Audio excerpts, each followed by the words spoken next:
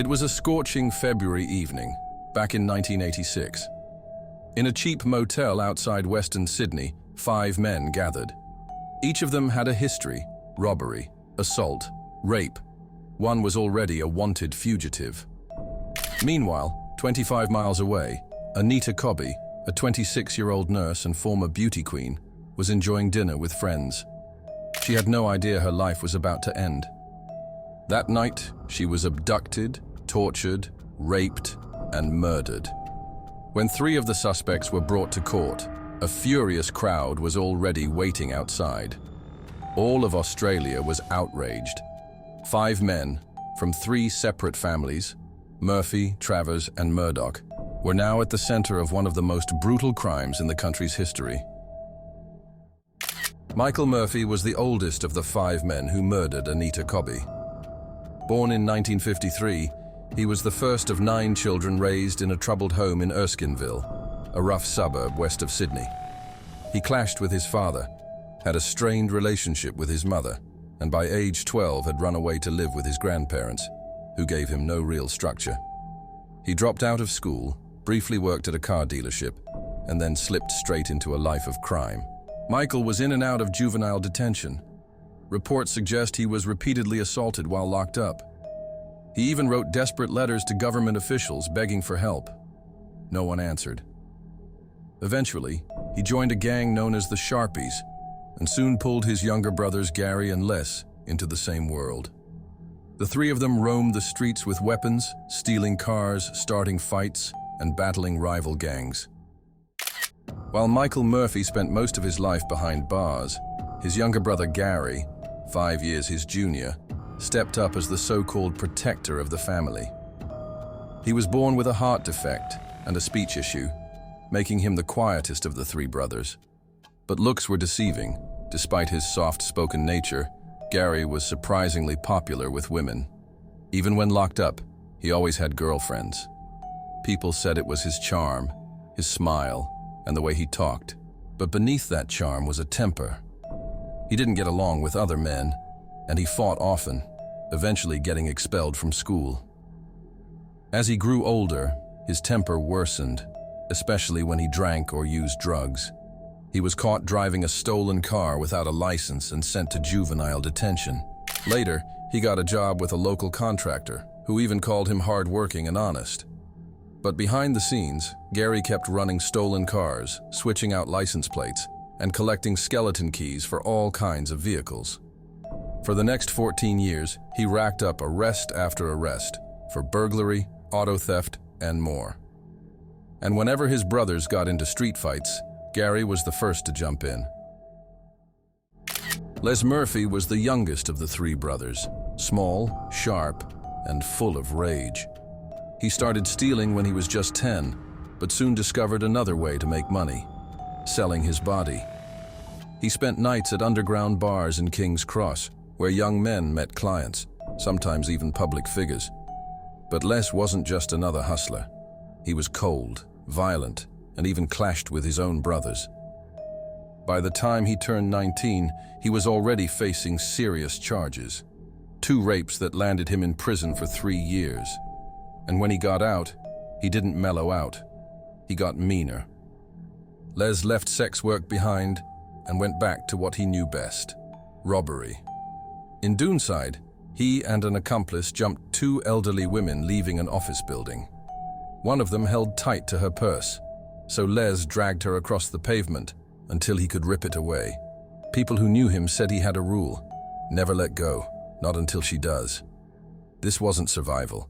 This was cruelty, calculated and practiced. Wherever the Murphy brothers went, Michael was the one in charge.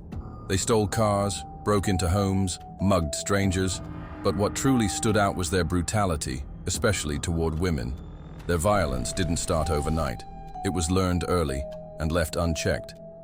When their family moved to Western Sydney, housing authorities gave them a place near Parklea Prison. It was a rough neighborhood filled with single moms and low-income families. A place where screaming at night was normal, and police sirens were background noise. There, the Murphys found new friends, boys just like them. They didn't work, didn't go to school, and didn't care. Together they drank, stole, and stirred up chaos. Neighbors often heard fights inside the Murphy house.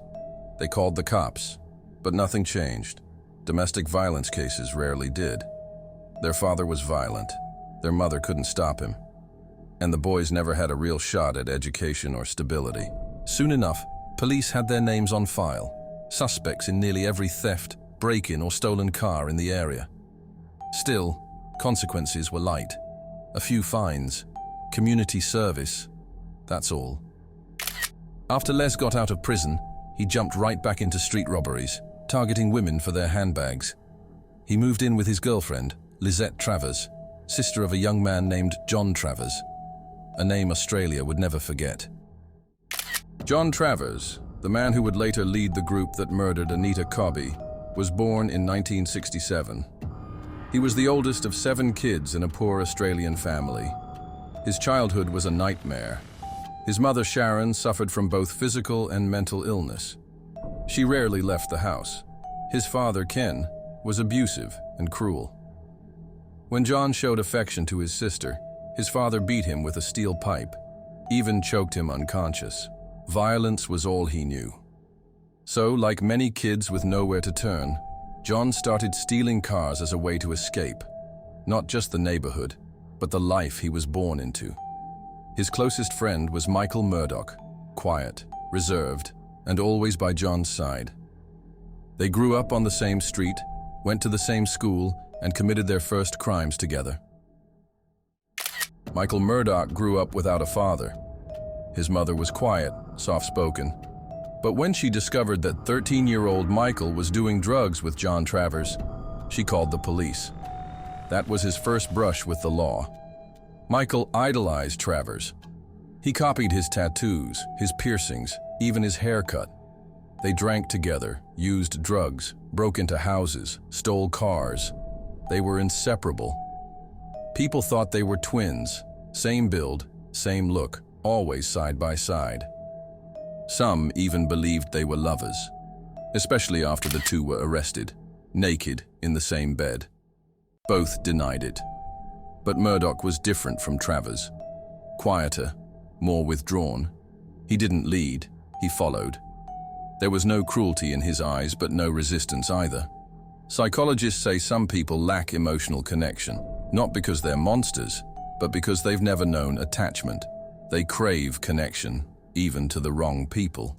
Michael Murdoch found that in John Travers. After finishing her hospital shift, 26-year-old nurse Anita Cobby spent the evening with 2 of her co-workers. They met at a local restaurant. It was a relaxed, cheerful dinner, full of laughter and plans for the future. A few hours later, they parted ways. One of her colleagues gave Anita a lift to the nearest train station. They said goodbye. That moment was the last time anyone saw Anita Cobby alive. That same evening, just outside Blacktown in Western Sydney, the Murphy brothers were holed up in a cheap motel, drinking heavily with 2 of their friends. 29-year-old Michael Murphy had recently escaped from prison, where he'd been serving an 8-year sentence for burglary. It wasn't his first time. Most of his adult life had been spent behind bars. As the sun went down, the group decided to head out to get more drugs. They climbed into a car they had stolen a few days earlier, but the tank was almost empty, and they had no money left. That's when they made their decision: rob a woman, any woman, and in their words, have a bit of fun. What they meant was rape. That night, Anita Cobby boarded a late train heading to Sydney's western suburbs. It left around 10 o'clock. When she got off at her station, there were no taxis. She tried to call her parents from a public payphone. This was the mid-80s, before cell phones. But every phone was out of order. So she decided to walk home.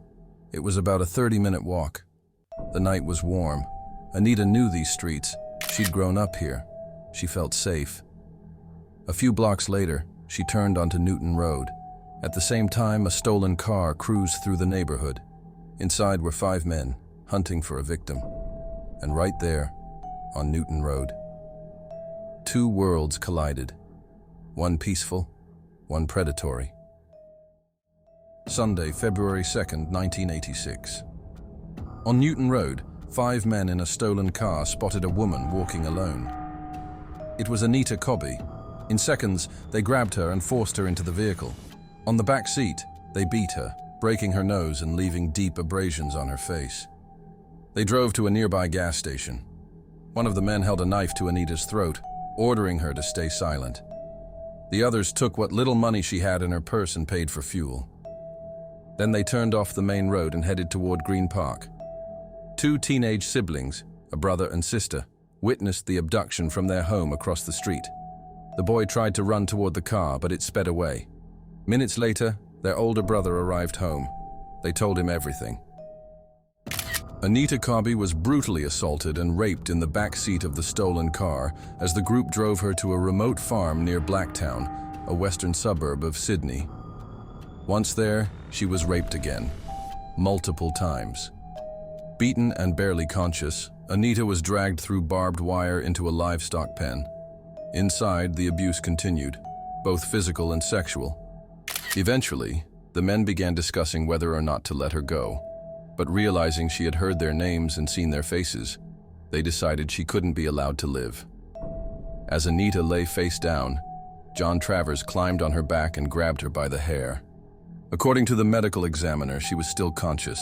Her hands bore defensive wounds.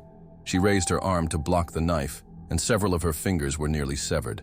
Then, encouraged by Murphy and Murdoch, Travers took a knife and slit her throat, nearly decapitating her. They left her naked body in the pen. Later that night, they took her clothes to Travers' home and burned them in the backyard. John Travers grew up in an extremely dysfunctional household. From a young age, his understanding of intimacy was shaped in disturbing ways.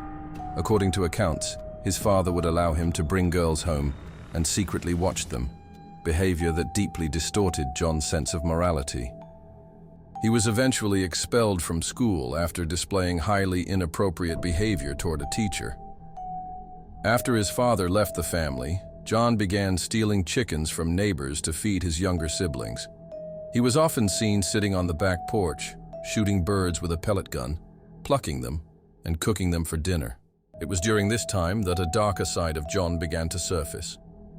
A psychological report later concluded that he exhibited clear signs of cruelty to animals, a behavior likely tied to the abuse and neglect he suffered at home.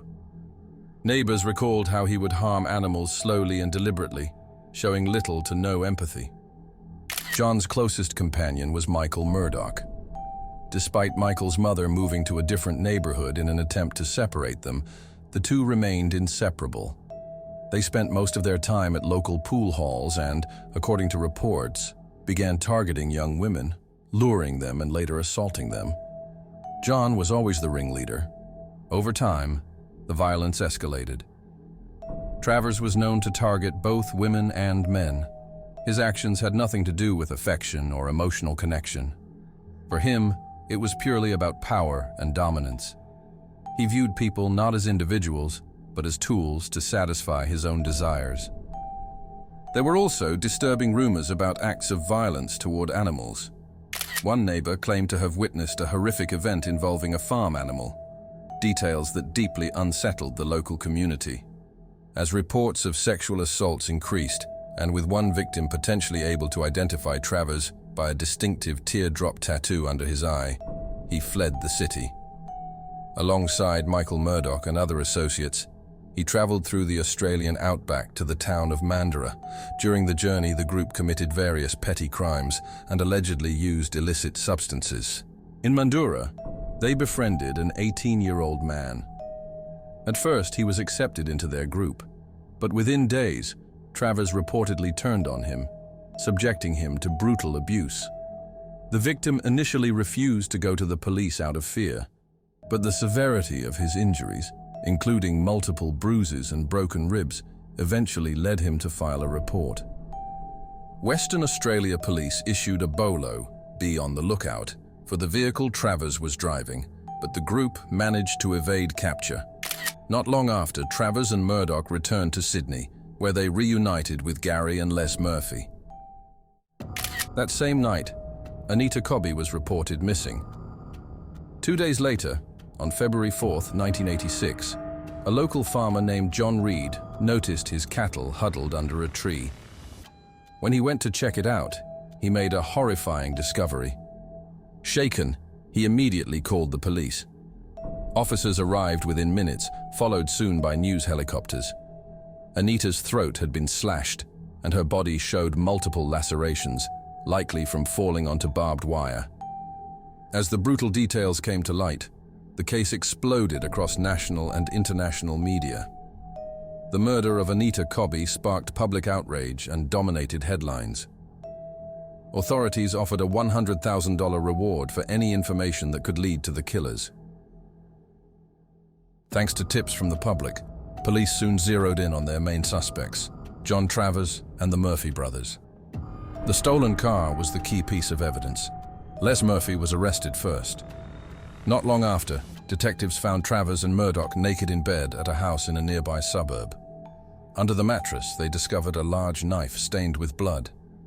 During interrogation, John denied everything, but his cold, combative tone only deepened detectives' suspicions.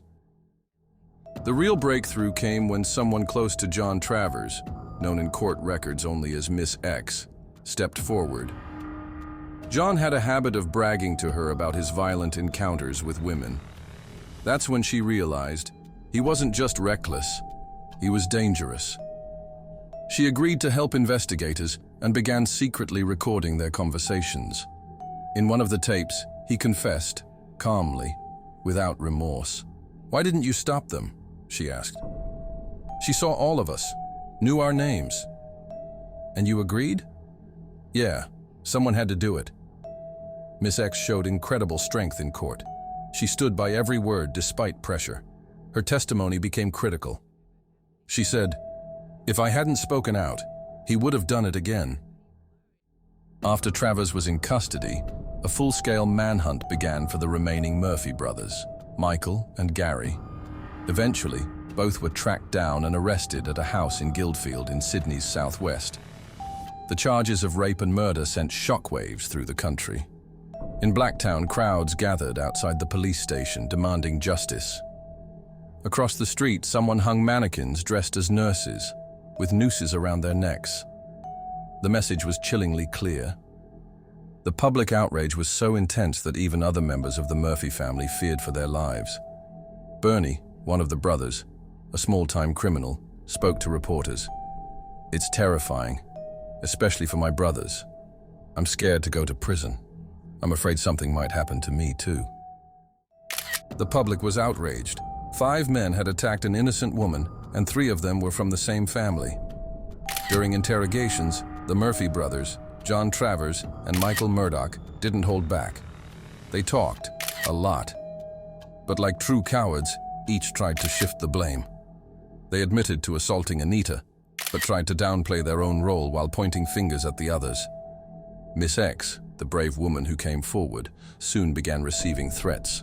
One of the calls came directly from Michael Murdoch's mother, warning her to stay silent. Testifying in a murder case is never easy, but for Miss X, it was even harder. She had once been close to John Travers, trusted by him, and knew all the others in the group.